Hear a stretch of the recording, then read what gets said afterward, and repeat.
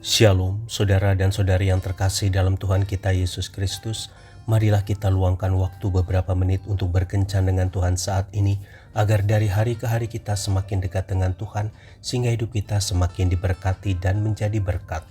Kencan dengan Tuhan, Sabtu 5 Juli 2025. Bacaan dari kitab Amsal bab 15 ayat 23.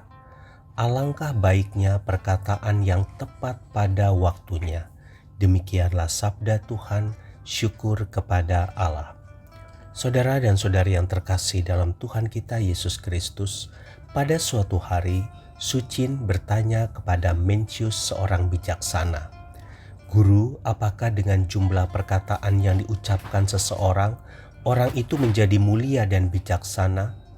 Mencius menjawab, "Katak itu bersuara keras siang dan malam, namun orang menyumpahi dia dan tidak ada perubahan apa-apa terhadap ucapan kata-katanya itu. Tetapi lain halnya dengan ayam jantan yang hanya berkokok sekali pada waktu pagi-pagi buta. Segala sesuatu di langit dan di bumi ini mengalami perubahan, pertanda pagi telah tiba. Yang penting bukan banyaknya perkataan, tetapi perkataan yang diucapkan tepat pada waktunya."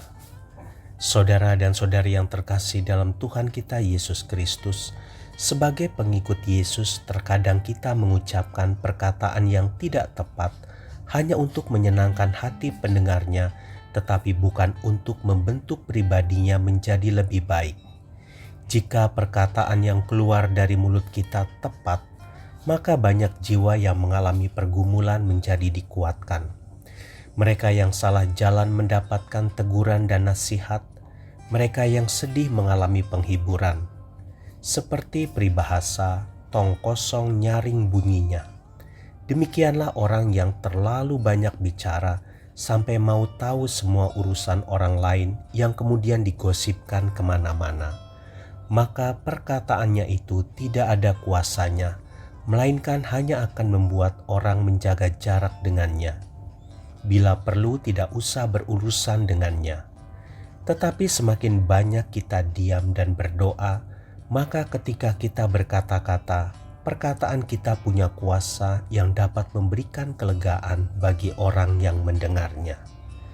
Saudara dan saudari yang terkasih dalam Tuhan kita Yesus Kristus, marilah kita jaga setiap perkataan kita, agar apa yang kita katakan akan menjadi berkat bagi orang lain, dan orang lain menjadi rindu akan perkataan dan nasihat kita. Tuhan Yesus memberkati. Marilah kita berdoa dalam nama Bapa dan Putra dan Roh Kudus. Amin. Tuhan Yesus, berjagalah di pintu bibirku, agar tidak ada perkataanku yang merugikan orang lain.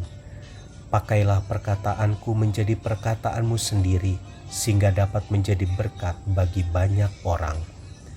Amin. Dalam nama Bapa dan Putra dan Roh Kudus. Amin.